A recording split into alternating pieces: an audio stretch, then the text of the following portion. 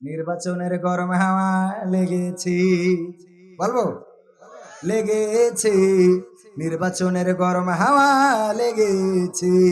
শার্টকোট সব রেখে ঘরে পাঞ্জাবি আর টুপি পরে, শার্টকোট সব রেখে ঘরে পাঞ্জাবি আর টুপি পরে ভোটের তরে রাস্তায় আজ নেমেছে নেমেছে, নির্বাচনের গরম হাওয়া লেগেছে।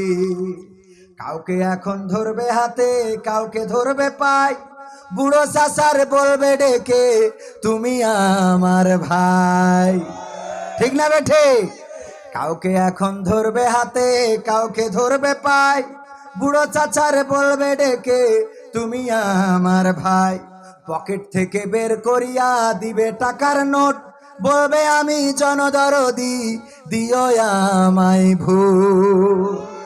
এসব শুনে কলিম চাচা, এসব শুনে কলিম চাচা অনেকখানি রেগেছে রেগেছে, নির্বাচনের গরম হাওয়া লেগেছে।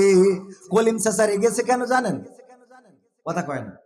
যদি না জানেন আমি বলবো কোন যে জানি না, না জানলি বলি। কলিম চাচা রেগেছে কেন? খুব কষ্ট করে লাঠি ভর দিয়ে ভোটের মাঠে গেছিল ভোট দেওয়ার জন্য। যে ভোটের মাঠে গেছে, যাওয়ার পরে বলছে যে চাচা কিসের জন্য আসিছেন? বা কেন বাবু ভোট দিতে আইছি।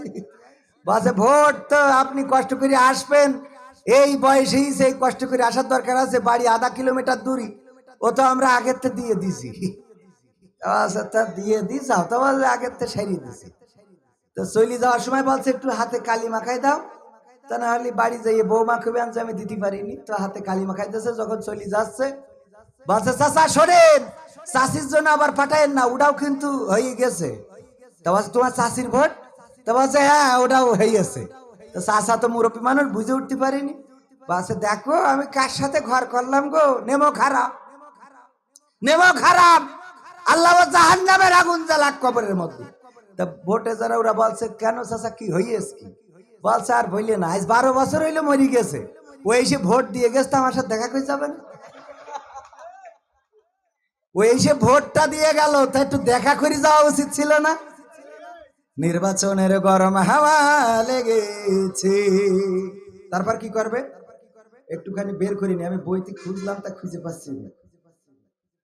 নির্বাচনের গরম হাওয়া লেগেছে, শার্টকোট সব রেখে ঘরে পাঞ্জাবি আর টুপি পরে ভোটের তরে রাস্তায় ওরা নেমেছে নেমেছে, নির্বাচনের গরম হাওয়া লেগেছে। পড়বে নামাজ উজু ছাড়া কেমন ইমানদার, জানে না কোনটা কিসের নামাজ কোনটা জানাজা। আছে না নাই? এইবার ঈদুল ফিতরের আগে বলছে ঈদুল ফেরতে গেছে, আর এর আগে একবার টেলিভিশনে দেখি বলতেছে আগামীকাল ঈদুল আজহার জানাজার নামাজ 9টার সময় শুরু হবে। কেন নামাজ? জানাজার নামাজ কয়টার সময়? আমার ছেলে বলছে আব্বা কি হইলো? আমি বলছি ঈদুল আজহা মরি শেষ, এখন কুরবানি ঈদুল ফিতরটা আছে এখনো, তাও তো একটা আছে, দেখা যাক এটাও মেরে ফেলা যায় কিনা।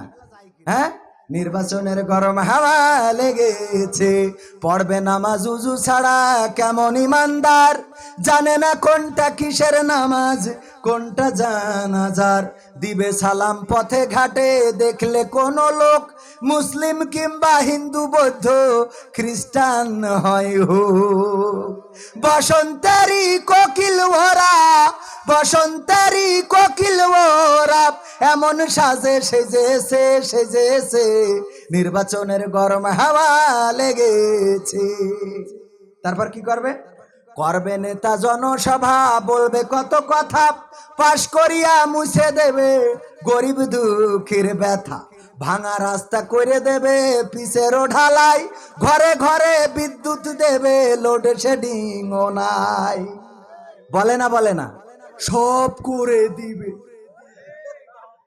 কারেন্টের অনেক উন্নয়ন, কিন্তু ঠিক মতো বিদ্যুৎ থাকে না। ঠিক না বেঠে? জনসভায় কথা বলার সময় আন্দাজ খুঁজে পায় না। কি বলে?